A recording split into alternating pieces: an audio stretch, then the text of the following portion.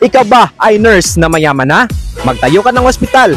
Tawagin mo itong tang-iner. Marami bang rat o daga sa bahay nyo? Gawin nating hamburger yan. Tawagin nating hamburat. Ikaw ba si Aling Pining at nagtitinda ng grapes, eggplant at rambutan? Tawagin mo itong Pininger. Ikaw ba si Bert at nagtitinda ka ng tea? Yung tipong mapapapikit ka sa lasa. Tawagin mo itong Bert Certificate. Ikaw ba si Gina at nagtitinda ka ng uling? Tawagin mo itong Gina Cole. Nagtitinda ba kayo ng tsaa? Create a business brand.